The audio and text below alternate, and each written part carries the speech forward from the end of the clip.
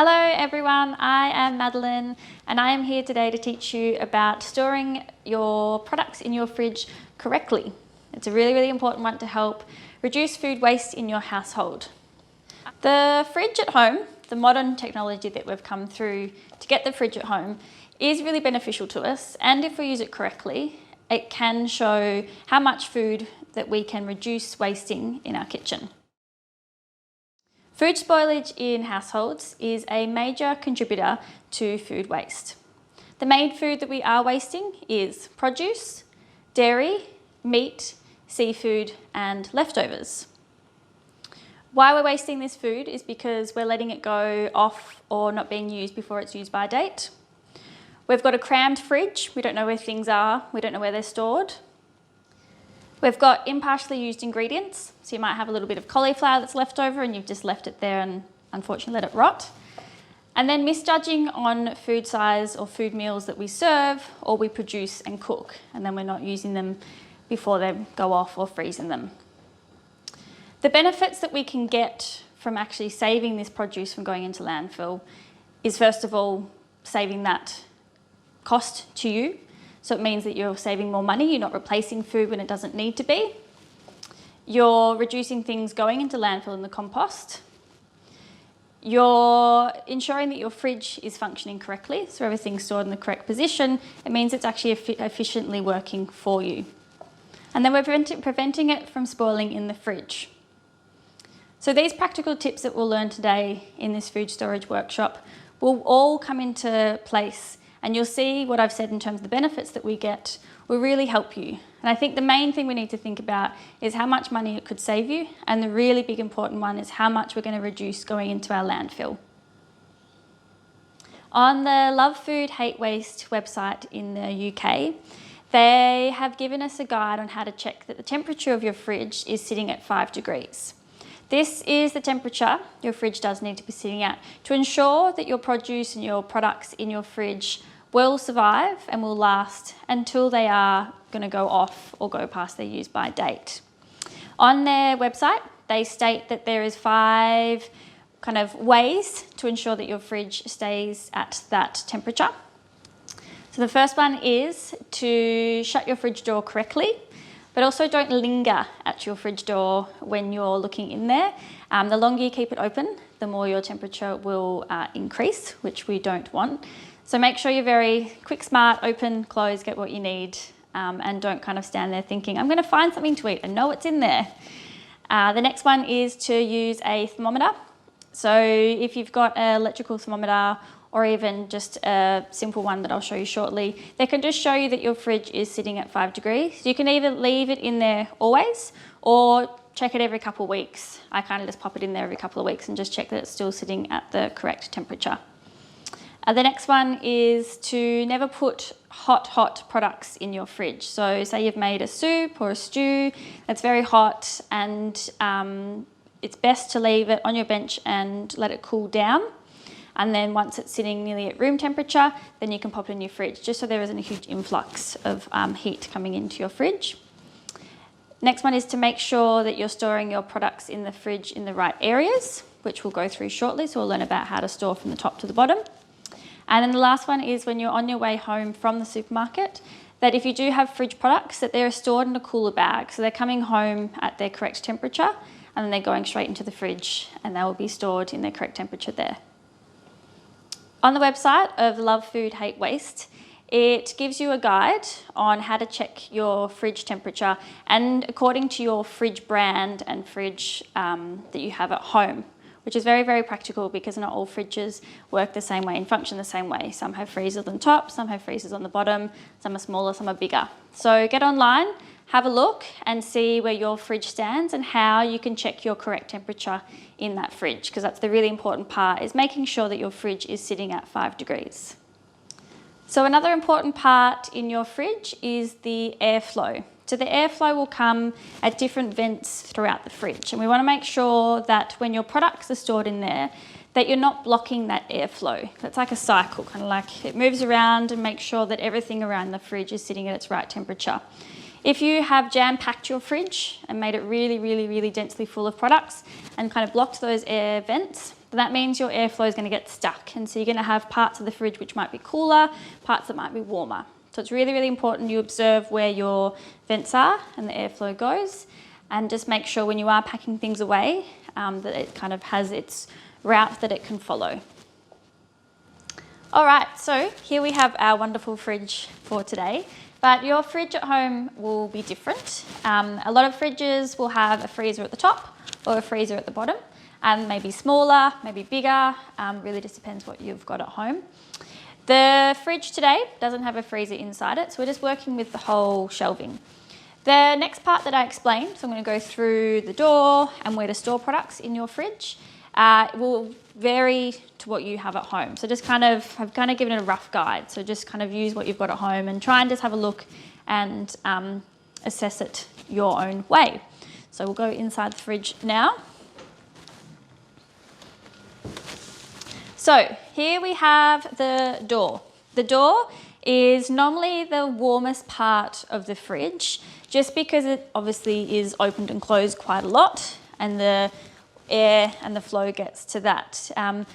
In here, it's very well organised, and normally you would store your condiments. So your condiments in terms of like pickles and mustard, sauces. Some people like to store their cheeses and eggs up here, and that's perfectly fine. I would more store your hard cheeses. Your softer cheeses will go through in a different part. They've just got more stability, your harder cheeses. So just keep those up there. And then people store their milk and that sort of thing here, and that's completely fine as well. But it is best to store products that aren't as perishable, and that's why I said your harder cheeses is better up there and not your softer ones. So I've got our fridge door there. Our next layer will be your kind of top shelf. This is also relatively warmer than the bottom part of the fridge, just because it's normally where a collection of these products, like your condiments and such, are stored as well. And you store leftovers, so if you've made soups and stews and salads and that sort of thing, you can store your leftovers up there. And then you can store, if you want to, your milks and yogurt as well. But it's just a little bit warmer than the bottom part of your fridge. So your next section is your middle part, so you're kind of in here. And that can be another area for storing extra leftovers, your eggs or any sort of other dairy. So like this is where you'd store your more soft cheeses. This section, as you go further down, gets a little bit cooler. So you want to make sure you're kind of keeping things that need a cooler air to stop them from spoiling before they're meant to. Your lower section, so down here, in this kind of area. If you only have one crisper drawer, which this fridge does, this is where you would store your proteins like meat and seafoods that are raw and uncooked. And why we store them down the bottom is because they're in a cooler section of the fridge, so it's very, very cool down here. If you are buying your proteins like meat and seafood from the butchers or the seafood shop, and they come packaged in their plastic and their paper, then you want to decant them. Just make sure they're always stored in an airtight container, and there's no chance of them dripping any of their juices or anything down into the bottom part of the fridge, because that's where you get cross-contamination. You don't want raw protein juices ever touching in or going near your raw produce. That's where cross-contamination can happen. We want to prevent that happening in your fridge. So your bottom shelves, so down the lower section where you stored your raw proteins, if you've got extra space, you can store extra produce that will last being out of the crisper drawer. So it might be your cauliflower, it could be some of your products that we're going to have wrapped up, which we'll explain later. Any bits and pieces that just have more life, not like your fresh leafy greens or anything that can't be out of your crisper drawer. And then we get to our beautiful crisper drawer, so down the bottom here, and they have this section at a very kind of moist temperature, they kind of say, because the moisture helps your produce last longer. So that's why there's always a crisper drawer. So you want to make sure that products that need more moisture do go in there. And there is some products we'll learn today that wrapped in a damp tea towel actually benefit being in those kind of moist environments. If you have a crisper drawer and you like to store your fruits and vegetables in there, it is best to keep them separate, so maybe keep your fruit in a little container. Fruits expel what they call ethylene, which helps them ripen, but it deteriorates vegetables. So especially your like leafy greens and things that can wilt very easily, just make sure your fruits and vegetables are kept very, very separate. Otherwise, that is your fridge and how to store. If your fridge has got the freezer up the top, it may have a cooler section to put your proteins there because that's where it is cooler for them to go. So it might be best to follow the design of your fridge, as I've said, with the freezer at the top, and then there might be little hints on bits of your fridge that will say store eggs here, store your cheeses here, that sort of thing. So if you can follow the practical guideline that I've explained today, and that will help you ensure the foods that where they are stored will last to that longevity that they're meant to, especially your raw proteins in that part. It is best to know that they're going to last through that time as they should. Hopefully if it's set a use by date or on the packaging that you might have purchased, then it will last to that point, because that's what we really, really want. If you are storing them in containers, just make sure you check them every couple of days if you're not going to use them, because that's when they can go off. They don't have a little check and see that they're not about to spoil. So with your airflow, as I explained before, it will depend what fridge you've got at home. So just make sure you have a check and look to see where it comes out. Sometimes it may come out through the side, but a lot of the time it will come out through the back. So there's different vents on each shelf in here. So those vents is where the airflow is coming out. As I said, if you can prevent things going right at the back of the fridge, if you have them at the back, and stopping that airflow coming out, it's really, really good. So then that fridge can keep its temperature at that 5 degrees. In here also, I've got a thermometer, and the thermometer, as I said, is a really great way to check that your fridge is sitting at that right temperature. Right now, upside down, no. We're sitting at 5 degrees, which is really, really good. That's what we want. If you didn't want to have your thermometer there all the time, just leave it in there for a day, and then it will ensure that you've kind of had a whole day to know that it's sitting at that correct temperature. It will ebb and flow a lot if you are opening and closing the fridge door. But if you've left it in there from the morning until the afternoon, you should have the correct temperature that your fridge is sitting at. So another great way for you to know when things are starting to go off and making sure that you're using them is actually having a box that you store inside your fridge. You can label it if you'd like to, that says use it first on it. And that makes sure that when your family goes into the fridge or you go into the fridge, you look directly at that and you see what's in there first, and it kind of gets your mind ticking of what should be used in the next day or two. You can store proteins and your produce in here. Same thing, if you're going to store proteins, I'd keep them in a little container just so they're not making any cross-contamination going to happen. In my little use it first box, I've got a bit of a cabbage. So I had half a cabbage, which I've used some of, and now I've got a bit left over. So it just reminds me that it is there. Cabbages last a really, really long time, but it is also good to use them up. I've got a little bit of feta, which has been sitting in my fridge for a couple of weeks, and I want to make sure that I use it very soon before it goes off. I've left that in its container, just so it's not cross-contaminating with anything. I've got a few sticks of some silver beet, which I've had left over for some other cooking, so it's a good reminder. A lovely half an onion, and then some very kind of tired looking spinach leaves, which I might not have stored properly or just I haven't used in time. In this box, I like to think, how can I use this either in separate parts or together in a meal? For today, I've thought that you could roast up all the veg together or saute it all together. You've got your feta, which you can use in there, and I would use the either roasted or sauteed vegetables, add it to, say, a grain, so maybe you could add it through couscous, you could add it through pearl barley, or you could add it through pasta, and you could have like a bit of a pasta salad with the feta mixed through. Or another good suggestion is adding things like legumes, which are really great. I would use chickpeas, or you could use lentils, you could use a mixture. If you've cooked chickpeas at the beginning of the week and you need to use them up, definitely do put it into here. Or if you just have some cans that are in your cupboard that haven't been used for a while, you could definitely add it to here. And then you've got a delicious salad which has used up old produce that you thought may go in the landfill, but we're not going to let it. And you're going to have a delicious salad to last you for a couple of days or get you through a meal. So next up, we're going to learn how to store certain bits of produce that I find people don't store correctly and don't know how to store correctly to help them last a really long time. You're going to get to know that kale can last about 3 weeks in your fridge if you store it correctly. Same with celery. Your herbs will have a couple weeks. Your delicate lettuce leaves can definitely last a week. But first, before you go into learning how to store it properly, just make sure that you wash all your produce correctly before you start storing it away. It just makes it easier so you can pull it out and it's ready to be used.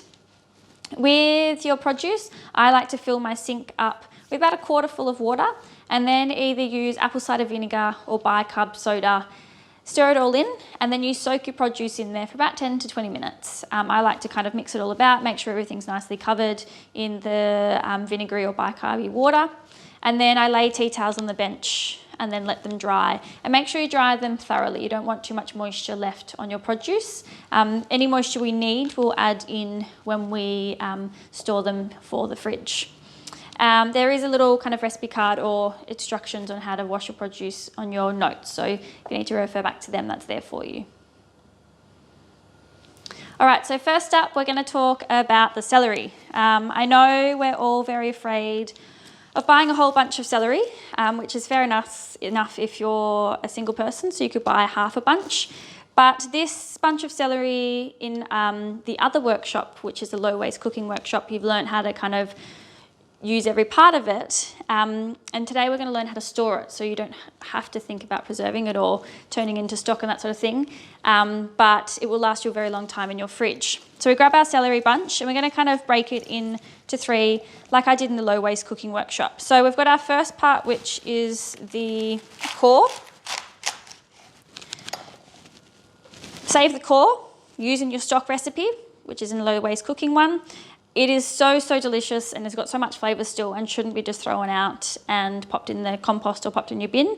So we pop that to the side. Same thing again, just make sure you give it a very good wash just because it gets a lot of grit in there. So I'm going to pop him to the side, pop him in the compost one, not the compost one, your stock one. The next part is breaking down the two other parts, which is your stock part, which we're used to using in our cooking. So a lot of it comes into making when you're making your soups and your stews. It can be used in salads. I use it to have my peanut butter on there, anything you like. So we break off the top parts. We're going to come to the leafy part shortly. You might get some leafy parts in the middle here, which just add into your pile. And then that little part there. So we've got our stalks of celery. What I do now is grab a container. So a container that will fit into your fridge, that you can stack up, that will fit in the celery as well. This is very close. We open him up, and what I've got in there, if he wants to open up, is some water. So what the water does is it's actually like the moisture, and it will keep the celery really fresh while it's sitting in there. So cut your celery up and pop it in your container. With the water that's in there, it's best to change it every 2 to 3 days. This will keep the celery really fresh and it won't start to kind of deteriorate. And it's incredible how long your celery can last in the fridge. It will stay crunchy because the moisture keeps your produce crunchy, so it kind of feeds in because celery is quite a waterlogged vegetable. So that water keeps it fed in there and just keeps it really fresh and crunchy. So you can see how nicely that's kind of stored away in your fridge. Once that's broken down, that's actually a lot easier to pop in your fridge than a whole bunch of celery just sitting in there. It's actually being more practical with your space as well. So you've got that one there. We're going to pop our lid on and he will go in the fridge just like that. The next part, you have got these top parts. So some of these bits which come along with the leaves can definitely go into your container as well because they're still edible. The leaves themselves, if you were to use, you can do another little tip.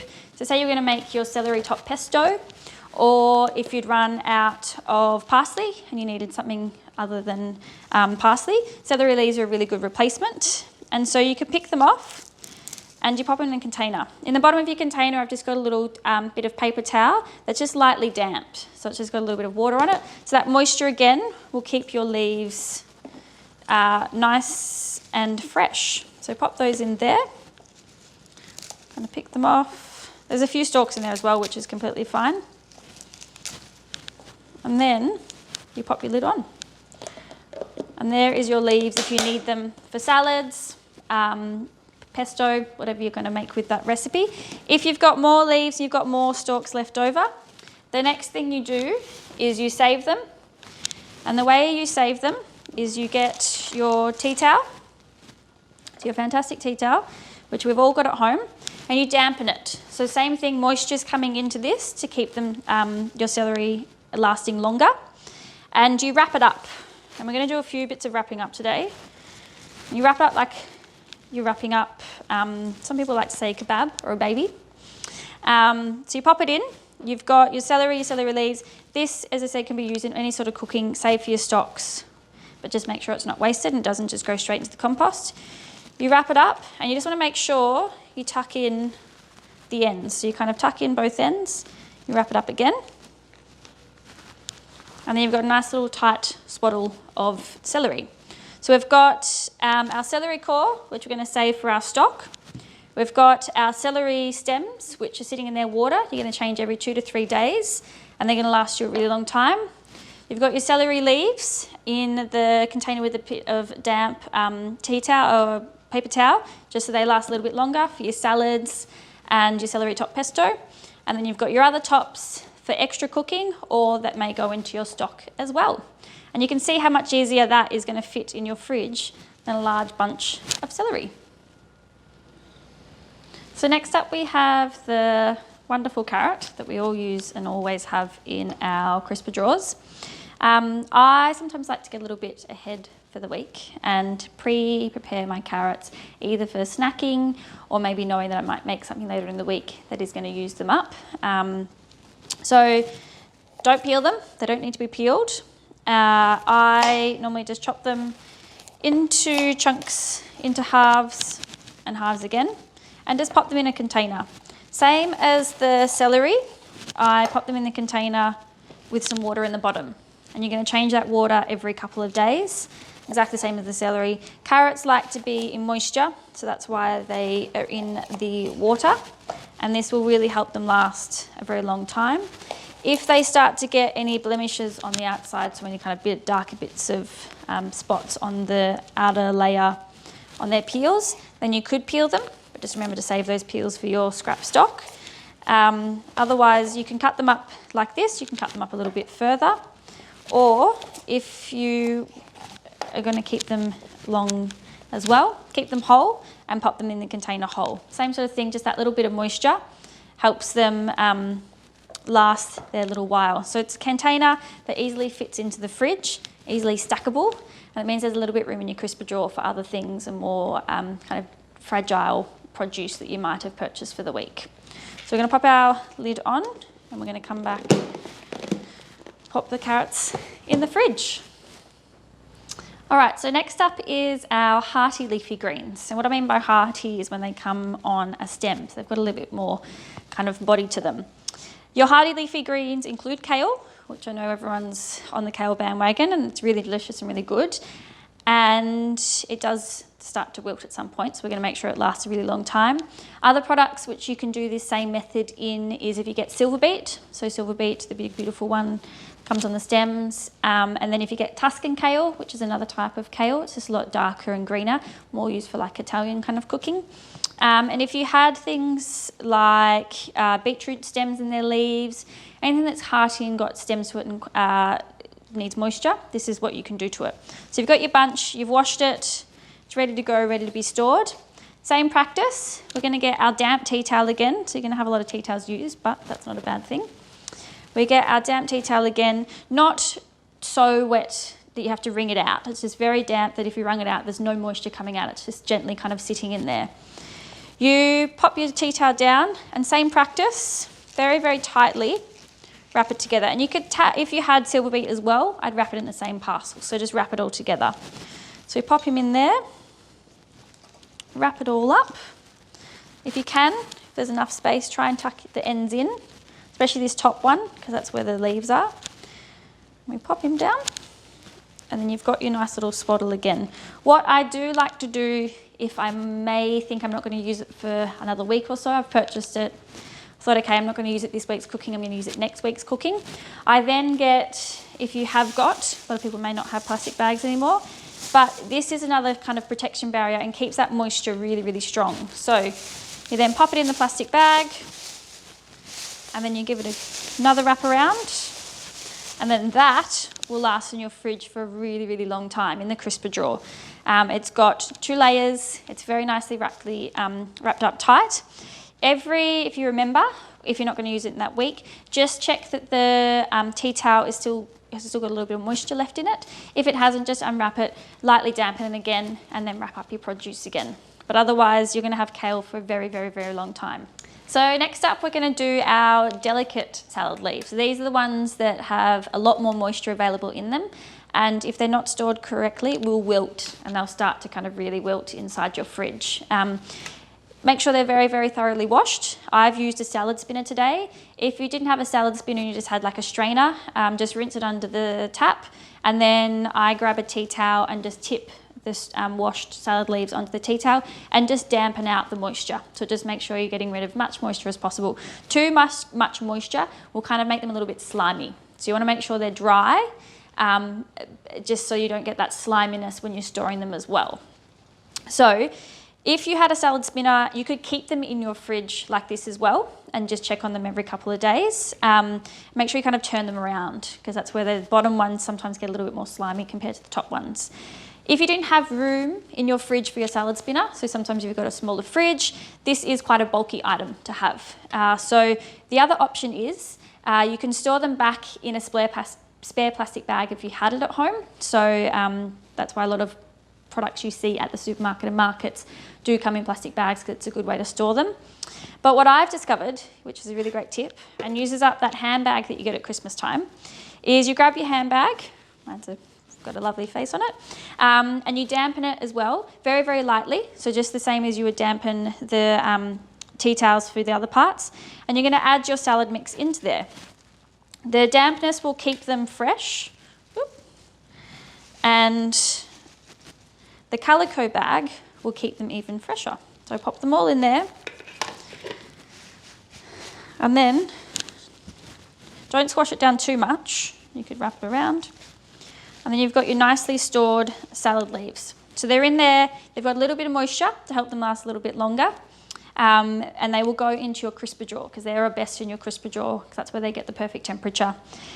Same sort of thing, just give it a check on every couple of days if you're popping in the fridge. Just have a look, make sure they're okay. If you do see some slimy ones, what I do is just pull those little slimy ones out and pop them in the compost, and then that ensures that the rest that are in the bag are still going to last their time that they can. And this works for this sort of miscellaneous salad leaves. It works for cos lettuce. It works for iceberg lettuce if you want to chop it up and have it pre-chopped and store it in there. And it works for your loose spinach leaves as well, if you wanted to have them in there. So all kind of delicate salad leaves that you can get. And rocket. Don't forget rocket, it's a good one. And yeah, pop that in your crisper drawer. Okay, so next up we have the wonderful mushroom. The wonderful mushroom is always bought and stored normally in a paper bag. That's why they have the option for it. The main reason why they want you to store it in the paper bag and not plastic is because mushrooms do not like moisture. So you don't want to add any moisture to them. You don't want too much moisture to go near them, and paper bag is the best option. I just literally will pop it in the fridge in your crisper drawer like that. If you wanted to, if your crisper drawer felt like it had too much moisture, say it was sitting near some damp things, I would keep it on that shelf just above the crisper drawer, so just kind of out of the way of too much moisture. If you get your mushrooms from a supermarket or market and they actually come in like a container that's plastic and wrapped in plastic or has any kind of plastic near it, it's best to take them out of that situation. That plastic will bring on condensation, which is a bit of moisture, which will make your mushrooms deteriorate. So if they come in plastic, I either pop them in a dry tea towel, so just a tea towel but dry, and kind of wrap them up, or a dry calico bag, anything that's not going to have any moisture kind of contacting it. Otherwise, that's your mushroom storage. All right, so the last one, which I think is the most important one, because I find we buy herbs, we think we're going to use them, and then we don't. Or we use half a bunch, but we don't use the other half bunch. Supermarkets these days sell them in those little tiny plastic containers. I don't like those. I don't know how much has been wasted when they package it. and then it's also more plastic, which we are using, which we don't want to. So I recommend buying whole bunches of herbs. There is a great recipe in the Waste Free Cooking workshop, so if you head to that one, you'll get a really good herby sauce recipe. But with storing your herbs, this is the really important part because it can make them last a really long time.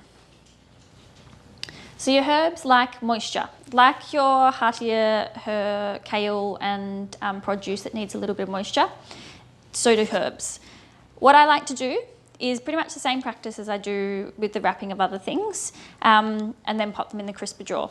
If you're going to use the herbs in the next couple of days, what I do also is pop them in a glass with a little bit of water down the bottom, and then just let them sit in the fridge. Some people like to put a little plastic bag over the top as well if there's too much airflow and they start to wilt. That's also a good option. One thing to remember is to change your water every couple of days. And when you do change the water, just trim the little ends of the parsley or whatever herbs you're using, just so that the end herb gets a little bit dead and a little bit kind of old. So you want to chop it off, and then it gets a new kind of fresh way for it to absorb the moisture in. So you've got your cup method, and then you've got the wrapping method. Now, the one herb that we shouldn't really be storing in the fridge is your soft herb, is your basil. So basil is a very, very soft herb and just likes to wilt by itself. So if you're going to buy the bunch, try and use it in the first couple of days of purchasing. Otherwise, just leave it in a glass water and leave it out of direct sunlight, but sometimes it's best out of the fridge. This is a practice for all your softer herbs, so parsley, dill, coriander, chives, basil, tarragon. If you're going to store your woodier herbs like thyme and rosemary, they're actually fine just in your crisper drawer. So you don't have to worry about your thyme and rosemary for this one. This is more your softer herbs that need moisture to last longer. So what I've got is my parsley in here. You can see it's already had half of it hacked out of, and I'm hopefully going to use the next half in the next day or so. Otherwise, my dill and coriander, I've washed, so I've made sure I've washed them before I wrap them. I've got my damp tea towel again. I place them in the middle, at the end here, sorry. And the same thing, you can condense it all together. So I normally would put my coriander, my dill, my parsley, and if I had chives or tarragon in there, and I'd wrap it all up together and then just pull it out when I need it. So we add them in there. We wrap them up. With this one, because there's space, you can tuck in your ends, and then you'll fold it up in there. If you are going to use them very soon, I do the same thing and pop them in a plastic bag, so that kind of keeps them fresher for longer as well. And always make sure you check them in there, because they can get a little bit, same sort of thing, slimy leaves. So if there are some slimy leaves, kind of mainly pops up on coriander and dill, I would take those slimy parts out, and then that will keep the rest of the herbs in the little wrap. Very, very safe and good to use. But as I said, check your herby sauce recipe in the low waste cooking. It's a really great one to use up your leftover herbs. So we've wrapped our produce. We've stored it correctly, just so it can last longer in your fridge. You can see from the beginning how you had a kind of array of vegetables, and you'd normally just pop them in the crisper drawer, wrap them, pop them around the fridge, and just hope that they last. This way, it's going to actually be easier and a smaller way for you to store in your fridge and actually utilise the space that's in there.